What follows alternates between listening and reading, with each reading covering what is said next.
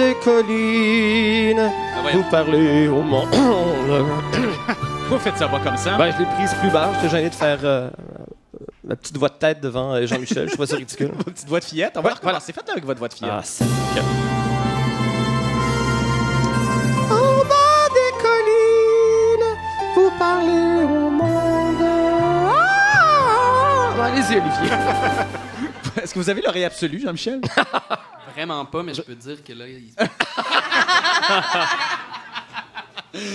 Qu'est-ce qui s'est passé en politique cette semaine, Olivier? Mais d'abord, j'aimerais féliciter Philippe Couillard d'avoir pensé à faire une campagne électorale une semaine plus longue que prévu. Ça a super bien viré. C'était peut-être la semaine de trop, comme on dit dans le milieu des gens qui font des affaires de trop. Tu sais, quand c'est rendu que Philippe Couillard réplique à François Legault en disant « C'est lui qui a commencé. On se croirait dans une cour de maternelle 4 ans en Ontario. Bravo! Moi, j'entends ça toute la journée chez nous. Papa, il m'a pitché de la lasagne dessus. Non, c'est lui qui a commencé. Gna, gna, gna. Ça me tente-tu vraiment d'entendre ça aux nouvelles le soir? Pas vraiment. Donc, on comprend les gens de se désintéresser un peu de la politique. Et je reviens à la première chose que j'ai dite dans cette chronique. En début de campagne, je citais un prof de l'Université Laval qui disait « Au Québec, comme partout ailleurs, les électeurs sont totalement ignares par rapport à la politique. » Et merci à Guy Nantel d'être allé vérifier ça sur le terrain avec un nouveau Vox Pop cette semaine. Vous l'avez peut-être vu. Il a interviewé des militants triés sur le volet. Et sans passant, c'est une expression qui vient des volets, qui étaient des espèces de tablettes horizontales utilisées notamment pour trier les graines, Jean-Sébastien. Donc, pour trier le bon grain de livret. Et Guy Nantel, lui, a juste choisi livret, donc livret monde, comme on les appelle. Donc, certains des militants interviewés étaient même pas capables d'identifier le chef du parti pour lequel ils militent. Et pas juste les militants de Québec solidaire, qui a un chef occulte que même un TIF nous permettrait pas d'identifier. Oui, c'est important de rappeler le TIF. C'est quoi le TIF, Jean-Sébastien? C'est un examen qui permet la lecture du sang occulte dans les selles plutôt que d'avoir une colonoscopie très invasive pour les gens de 50 ans et plus. Ça, c'est une question bien niaiseuse. Ouais. Mais à quel moment on a découvert que c'était possible, ça? Parce que je veux dire, mais on c'est parle tout beaucoup de récent. colonoscopie. Mais ça fait 2 ans seulement que le test existe. Parce que c'est à partir de 50 ans. Continuez, Olivier, on vous À écoute. partir de 50 Alors, ans, ça, c'est pour vous, c'est dans 7 ans. on prescrivait la colonoscopie d'emblée, alors que c'est très invasif, évidemment. Mais c'est invasif. Mais ça serait... Est-ce que c'est dangereux ou seulement inconfortable? Ben, c'est inconfortable, c'est pas agréable. C'est pas dangereux, mais c'est pas le fun, on imagine. Mais non. Mais de cette façon-là, en lisant le sang occulte, évidemment, s'il y a du sang occulte... Mais ça, c'est seulement pour les hommes ou pour les femmes aussi? Ben non, ça n'a rien à voir, c'est pour les deux. C'est pour les deux? Et les Ah, hommes et mon les Dieu, ça veut femmes, dire que la table qui est assise là, elle n'est pas à sa première colonoscopie. Ben, ma mère, elle a pas eu une colonoscopie, elle a fait le TIF cet été. Ah! Elle a fait caca dans un petit pot,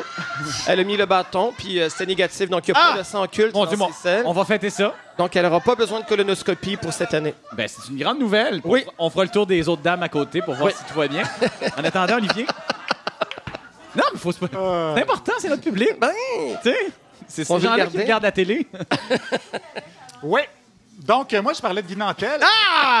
et qui est bon. Aucun lien. Mais non, moi, je suis pas de ceux qui perdent foi en la démocratie en regardant les Vox Pop de Guy Nantel. Ça me fait rire, c'est tout. J'attends de voir les résultats de lundi pour perdre foi en la démocratie. Au moins, je me dis que même si on est des ignares de la politique, on va peut-être quand même élire encore un intello. J'ai lu cette semaine dans une chronique d'Antoine Robitaille du Journal de Montréal que le philosophe préféré de Philippe Couillard, c'était Héraclite. C'est son philosophe préféré. Faut-tu avoir ça, un philosophe préféré? Ben oui. Voyons donc. J'ai même pas de joueur de hockey préféré. À peine. Karl Marx Domi, c'est mon joueur. Tout ça pour ça, hein, comme vous dites. Non, mais j'aimerais bonne ça parce quand que même vous le connaissez savoir, pas. J'aimerais quand même savoir c'est qui le philosophe préféré de François Legault. Est-ce que c'est Jean-Marc Chaput? Je sais pas. Bravo. Peut-être Jean-Paul Sartre aussi qui a dit « L'enfer, c'est les autres », ce qui résume un peu la politique d'immigration de M. Legault. À l'inverse... Habile. Il y a Manon Massé qui a dit qu'elle n'avait jamais lu Marx. En même temps, moi, je suis un introverti et j'ai jamais vu d'opéra de Verdi. Alors, ça veut rien dire. Oh là là. Elle est- Il l'a préparé pour Jean-Michel. T'as bien excité. En plus, j'ai Excellent. déjà vu un opéra de Verdi. Mais elle est quand même près du peuple, Manon Massé. Par contre, parce qu'elle a participé à une vidéo du YouTuber prolétarien PL Cloutier où elle a récité ses promesses électorales après avoir sniffé de l'hélium. On l'écoute. Les CLSC ouverts 24 heures par jour, 7 jours par semaine. Boubou! Encore des promesses qui vont s'envoler en l'air, mais quand même, je trouve que ça sonne plus vrai, les promesses solidaires avec une voix de dessin animé. Ça rend plus crédible. Les Lol. autres chefs ont refusé de faire cet exercice-là, mais en même temps, François Legault a déjà une voix assez gossante comme ça, fait qu'on l'en remercie.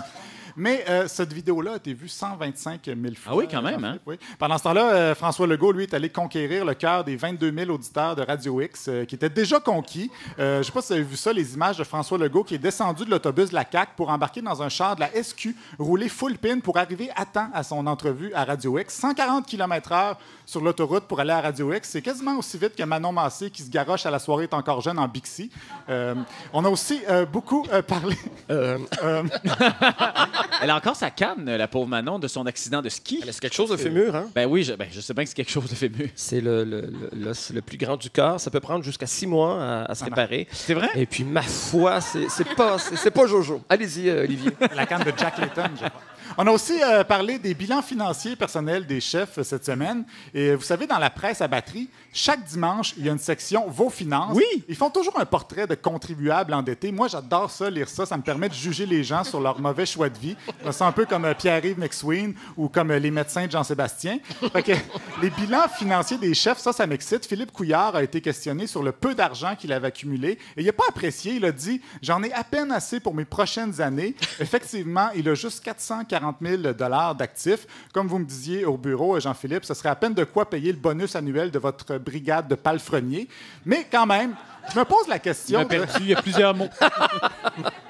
Je me pose Ma brigade de palefreniers. Mon Dieu, j'ai des chevaux, moi, c'est ça que vous voulez dire? Exact. OK. Quand même, je me pose la question de comment tu peux épargner si peu quand le pire salaire que tu as fait dans les 30 dernières années, c'est ton salaire de premier ministre à 186 000 $ par année et que tu fais des épiceries à 75 $. Ça a dû lui coûter cher, ses voyages de pêche. Et je parle pas de celui avec Arthur Porter qui lui a coûté juste un peu de crédibilité. François Legault, lui, a assez d'argent pour couler des jours paisibles à jouer au golf. Probablement que si les règles d'immigration américaine étaient moins sévères, il habiterait en Floride comme tout le monde et il nous gosserait pas avec ses tests de valeur. Et Lisée, ben lui, il s'est mis riche en vendant des livres. C'est un modèle pour moi. Alors, C'est-tu riche en vendant des livres pour vrai? Ben, c'est ce qu'il dit. Conférences et livres. Ouais. Ouais. Ah ouais. Manon Massé, elle n'a pas une scène comme il se doit. Elle a tout dépensé sa fortune de travailleuse sociale dans le caviar, j'imagine. Quant à Gabriel Nadeau-Dubois, ben, personne n'a pensé à lui demander son bilan financier. Un jour, on va peut-être le savoir, c'est combien Camire lui donne comme argent de poche chaque semaine. C'est drôle, ça. C'est drôle et cute. Cute.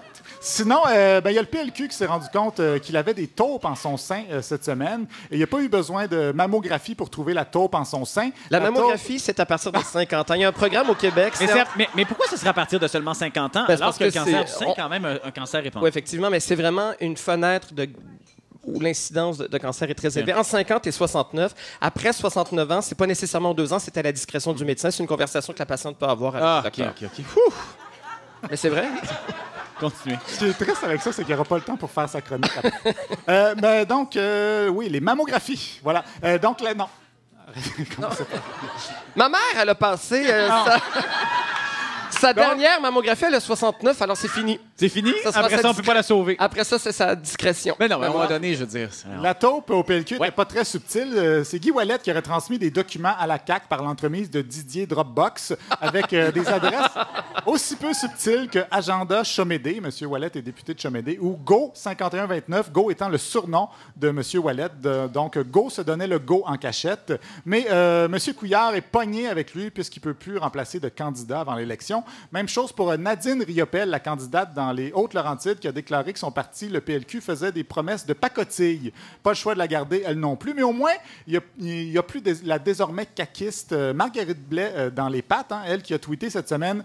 Dernière semaine de campagne électorale, il ne faut pas oublier les années d'austérité que le gouvernement libéral nous a imposées. Clairement, elle a elle-même oublié qu'elle faisait partie de ce gouvernement austéritaire-là.